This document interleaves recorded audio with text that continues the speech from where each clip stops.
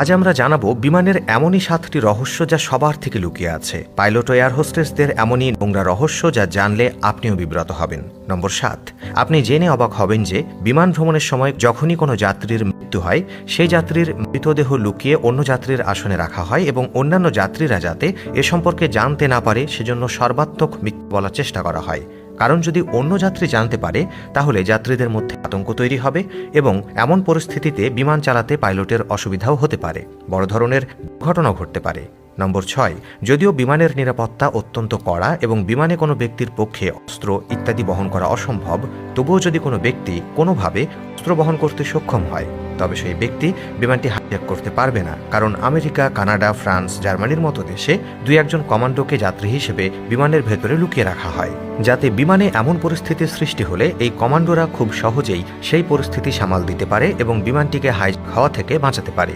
কিন্তু জানলে অবাক হবেন যে এয়ার হোস্টেসও জানেন না এই কমান্ডোদের কথা, তার মানে তারা যাত্রী সেজেই বিমানে থাকে।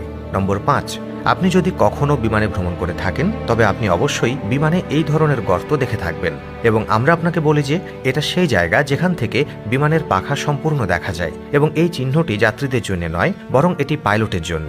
এবং যদি একজন পাইলট মনে করেন যে প্লেনের ডানাগুলিতে কোনো সমস্যা আছে তবে সেই পাইলট এই চিহ্নের নিচের জানালা থেকেই সেটা দেখতে পারবেন। কিন্তু আপনি জেনে অবাক হবেন যে যাত্রীরা এই চিহ্ন সম্পর্কে মোটেও সচেতন নন এবং তাদেরকে এ সম্পর্কে কিছুই বলা হয় না।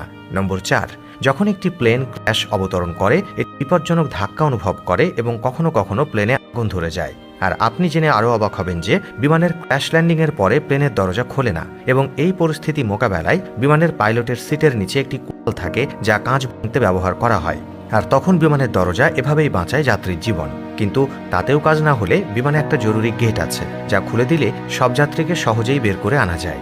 নম্বর 3, আপনি জেনে অবাক হবেন যে বিমানের পাইলট আর সিইও পাইলট উভয়কেই ভিন্ন ধরনের খাবার দেওয়া হয় এবং তাদের একই খাবার খেতে দেওয়া হয় না, যাতে একজন পাইলটের স্বাস্থ্যের অবনতি ঘটলে সেই অবস্থায় অন্য পাইলট বিমানটিকে নিয়ন্ত্রণ করতে পারে। আর যদি উভয় পাইলট একই খাবার খেয়ে থাকেন তাহলে উভয় পাইলটই অসুস্থ হয়ে পড়তে পারে এবং এমন পরিস্থিতিতে বিমানে বড় ধরনের দুর্ঘটনাও ঘটতে পারে, যাতে করে সকল মানুষ প্রাণ হারাবে। নম্বর 2, যদি কোনো ব্যক্তি বিমানের টয়লেটে তালাবদ্ধ হয়ে যায় এবং কোনো সমস্যায় পড়েন বা ব্যক্তিটি টয়লেটের ভেতরে অজ্ঞান হয়ে পড়েন তাহলে এই অবস্থায় টয়লেটের বাইরে একটি জায়গায় একটি প্লেট লাগানো থাকে যাতে টয়লেট লেখা থাকে এবং আমরা আপনাকে জানিয়ে রাখি যে এই প্লেটের নিচে একটা গোপন বোতাম আছে যা চাপলে দরজাটি স্বয়ংক্রিয়ভাবেই খুলে যায়। নম্বর 1, আপনি প্রায়শই দেখেছেন যে দীর্ঘ বিমান ভ্রমণের সময় যাত্রীরা ঘুমিয়ে পড়ে এবং একইভাবে পাইলটও ঘুমিয়ে পড়ে। তবে আমরা আপনাকে বলি যে আজকের বিমানগুলোতে অটো পাইলট মোডের মতো অনেক স্মার্ট বৈশিষ্ট্য সরবরাহ করা হয়েছে যা পাইলটকেও ঘুমাতে সহায়তা করে। কিন্তু দীর্ঘযাত্রার সময় বিমানে অন্তত 2 জন পাইলট থাকে, যার মধ্যে একজন পাইলট গোয়েন্দা কেবিনে ঘুমাচ্ছেন আর অন্য পাইলট বিমানটি উড়াচ্ছেন এবং তাদেরও এভাবেই ঘুমাতে দেওয়া হচ্ছে। আপনি যদি এখন পর্যন্ত ভিডিওটি দেখতে থাকেন তাহলে ভিডিওটিতে লাইক আর শেয়ার করতে ভুলবেন না। ধন্যবাদ।